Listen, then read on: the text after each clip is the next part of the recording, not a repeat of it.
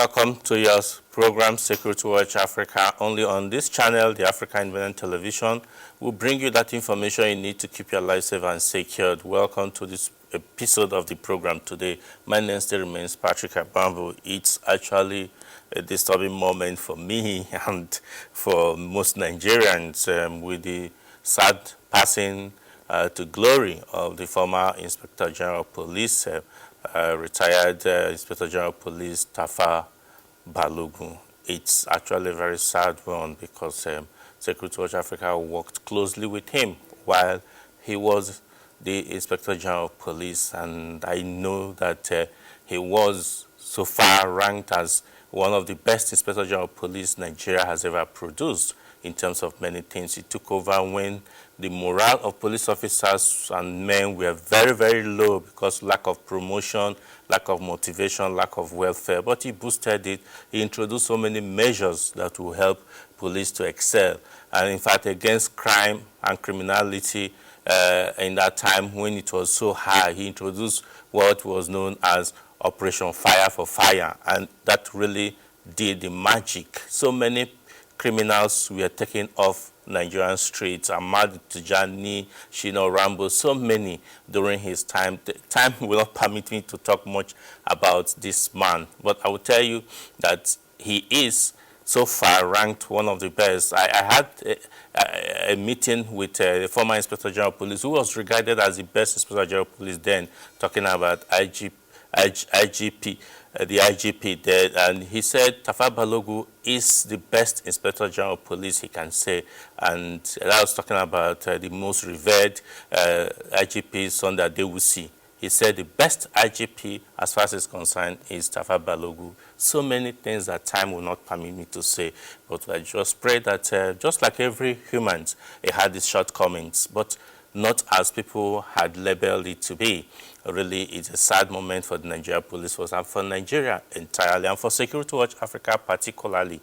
I must say that our heart goes to his family. The mama, as we call her, was very passionate and close to this man who loved Nigeria so much and loved police.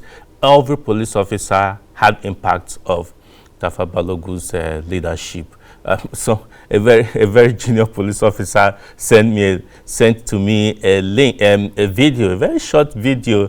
As far as it's concerned, he is the best police officer. Sit back, I'll just roll this video for you.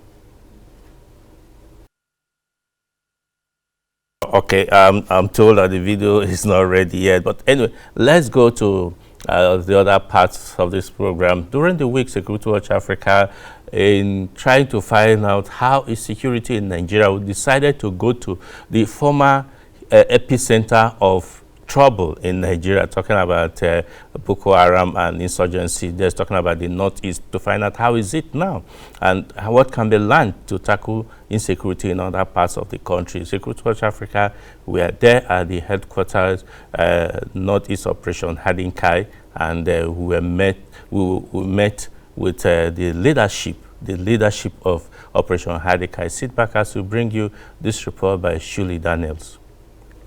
In continuation of Security Watch Africa assessment of the state of security in Nigeria, a visit was made to the headquarters of the Joint Task Force Northeast Operation Hadinkai in Maiduguri, Borno State. Security Watch Africa's team were received by the theater commander, Major General Christopher Musa, principal staff officers of the theater, and contingent commanders of other security agencies attached to Operation Hadinkai. To acquaint the team with formation and operations of the theater, operational brief was delivered by the theater operations officer, Colonel Benedict Eze, who highlighted some of the achievements recorded by the troops. From July 2021 to date, July 2021 was when the theater commander assumed office. A total of 72,053 persons consisting of Boko Haram fighters and their families have surrendered to troops of Operation Hadinkai. Out of this number, 14,804 were active fighters.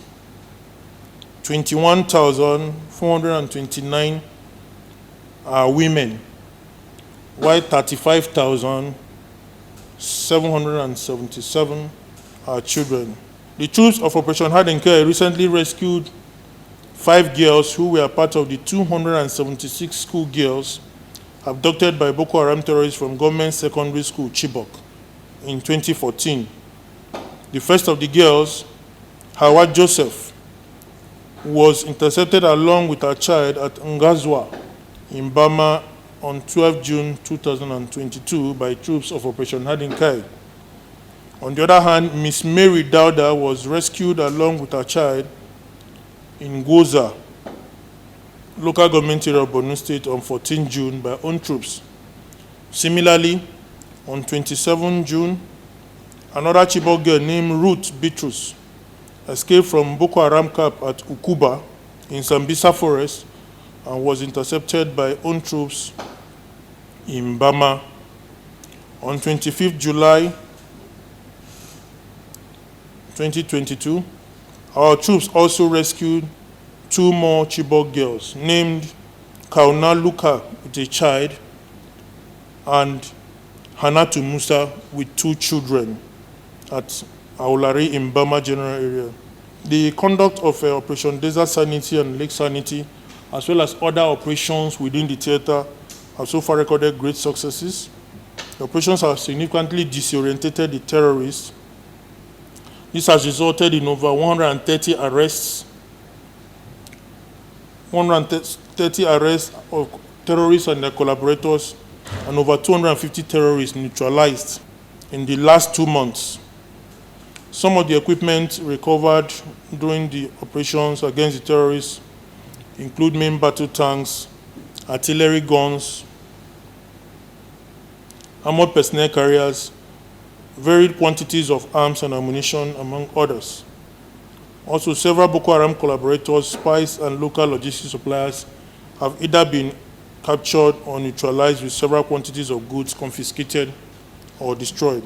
To achieve this, the troop had to overcome many challenges and obstacles. So some of the challenges in Operation Hardenker include terrorism financing, which you are aware is one of the major issues globally, influx of mercenaries and fighters, bureaucracy in procurement of military hardware, the prevalence of improvised explosive devices, amongst other challenges. The command of Operation Hardenker is concerned with the oxygen that keeps terrorism alive, which is terrorism financing. The terrorists are funded from several local and international sources. Some of the overseas funding comes from international terrorist organizations through several outlets. The terrorists also have local channels through which they receive funds and resupply, such as illegal taxing of farmers and fishermen, as well as use of local traders to acquire critical food supplies. In order to block the loopholes in terrorism financing, the Armed Forces of Nigeria, in conjunction with relevant agencies such as the Economic Financial Crimes Commission and Nigeria Financial Intelligence Unit and Interpol, have made tremendous efforts in tracking and blocking critical funds meant for funding terrorism. Also, troops of Operation Hardenker have also achieved immeasurable feats within the theater in frustrating local sources of funding and arrest of local logistics suppliers and middlemen. Despite these efforts, the terrorists still muster limited logistics to sustain operations. In his remarks, the theater commander, Major General Christopher Musa, spoke further on the operations of the troops. It took 30 years and still counting to arrive here, so it wasn't something that was just one-off. And like we said, asymmetric warfare, first and foremost, is not the kind of warfare that you allow, any country should allow you to start. It's better it doesn't start that way, because it's a very, very difficult. You are dealing with people you don't know, people that blend with every other person, so you have to be careful to avoid so many things. It's unlike the conventional kind of warfare, where you know your enemy. Here you don't. Somebody that you think you are protecting him is actually trying to harm you. So that's the danger about it. But so for the North Central and Northeast, Measures to have been taken. Just recently, some postings were made to see so that we can get people with experience that will be able to also take charge. So whatever it is we're doing there will be replicated there, so that we can have that place actually well secured too. So basically, the Chief of Army Staff is doing the best he can. The equipment we got in December actually made a lot of difference for us, and that's what we're saying. So when people are talking of mercenaries, we say, no, the amount you want to pay them, why not give us the equipment? We have the equipment, and this is our country. We have done it other places. Why can't we do it here? So if we have the right equipment, we'll be able to do more. We only got basically about 25-30%, and we achieved this. So if we have like 90, so you can be sure that this thing will come to an end. And everybody is focused.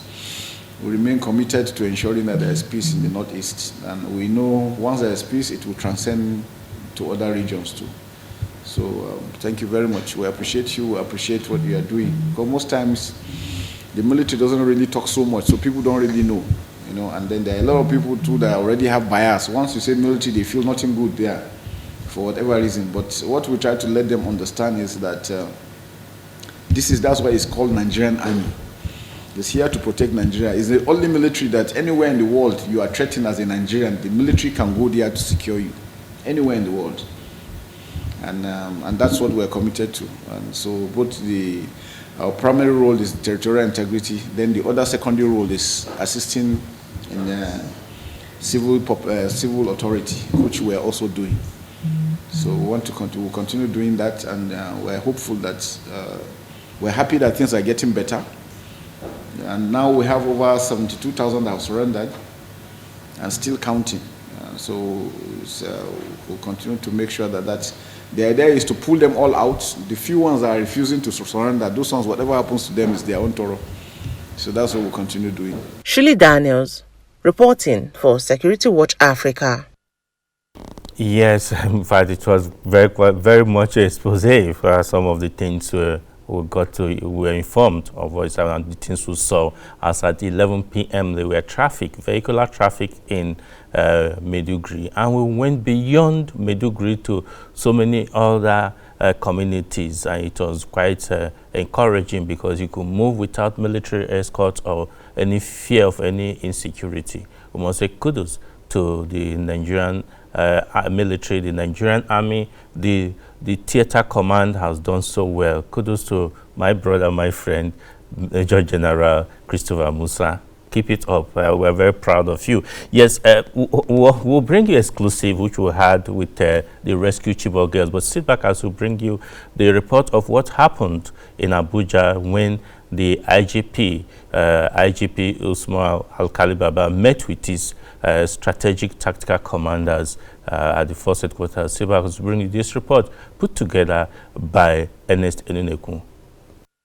The Nigeria's Inspector General of Police monthly conference with the police management team, Assistant Inspector General of Police in charge of various zonal commands, commissioners of police in 36 states of the Federation, including the Federal Capital Territory, Abuja, held at the force headquarters in Abuja this Wednesday.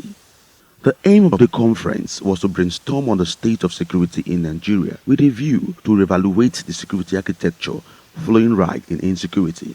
The Inspector General of Police, IGP Usman Alkali Baba, in his address, disclosed that the rise in crime and attacks on government facilities is linked to the increase in the rate of arms trafficking and proliferation. An evaluation of the security situation in the country in recent times shows a concerning trend of an increase in the threat posed to the nation by terror elements, bandits, kidnappers, and other highly organized and violent criminal syndicates. The trend is being compounded by the increasing rate of arms trafficking and proliferation. This has of late occasioned an attack on the correctional facility in Kuje, during which some high-profile criminals escaped. As part of major operational initiative to stabilize the internal security order, you are all directed to immediately commence a special visibility policing operation across your commands.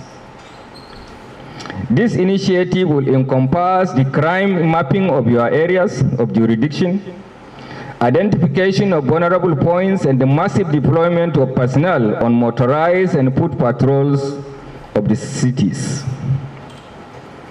The initiative also involves the utilization of intelligence to undertake targeted raids on criminal cells. The police helmsman admonishes men that their conduct and disposition must not be short of professionalism and respect for the rule of law, and warned that any officer who compromises professional ethics and violates the fundamental rights of citizens will not be spared.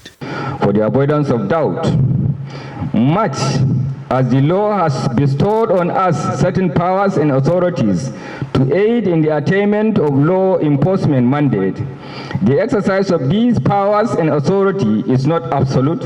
We shall at every point avoid the misuse of such power, or else you will be held accountable.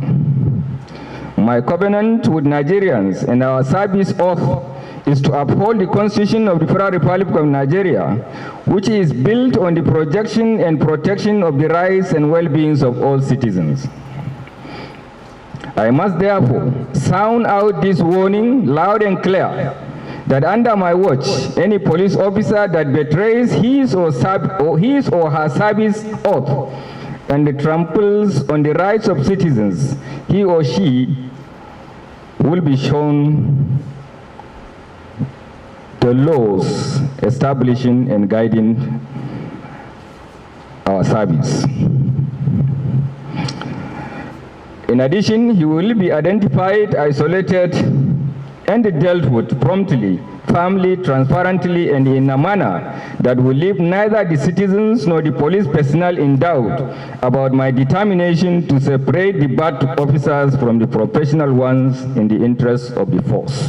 The IGP reassured Nigerians that the Nigerian police force under his watch will continue to partner with relevant stakeholders to ensure the safety of lives and properties of all, and solicited for useful information from members of the public to enable the police do their job. I wish to conclude this remark by reassuring all citizens of the unwavering commitment of the Nigeria Police Force to sustain the synergy with the military and other security agencies to reverse the current internal security slide. We achieve this goal all alone, that are bent on altering our values for communal peace and security. I wish to therefore solicit the understanding and continued support of all Nigerians, particularly in volunteering criminal and critical pieces of criminal information which are vital to our mission of securing the public space in the most proactive manner. Ernest Enuneku, Security Watch Africa, Abuja. Welcome back. During our visit to Borno State, Maiduguri particularly, we were chanced to meet with the two recently rescued Chibok girls, and they spoke to us, told us everything about what happened and how they were rescued by the soldiers of the Operation Hiding Kai. Sit back as we bring you this report, exclusive report by Shuli Daniels. The news of the rescue of two Chibok girls with their children in Borno State brought relief and joy to many around the world. During Security Watch Africa's visit to Borno State recently, the Theater Commander Joint Task Force Northeast Operation Hiding Kai, Major General Christopher Musa, gave insight on the rescue of the two Chibok girls, Kauna Luka and Hanatu Musa, with their children by the troops of the theater. We have gotten 5 so far. The first 2 have been released. I think they've taken them back to their families. We've got 3 now. I think when you came, 1 had already gone, so you only saw the 2. The 2 were the recent ones that we just got them. Yeah, because of our activities all over, their men cannot stay. So when they go, they give them the freedom, so they are able to. Then we will be able to pick them and bring them out. There are a lot of them. We're still looking for them. Our hope is to be able to recover all of them if they are still alive. And but I think we're on course, and I think it's a good thing. And we've recovered other ones too that we didn't even know were kidnapped, because at random they pick people. So it is only when we go in, then we see somebody, look, I've been kidnapped. The last one we got like 8 of them, 8 women.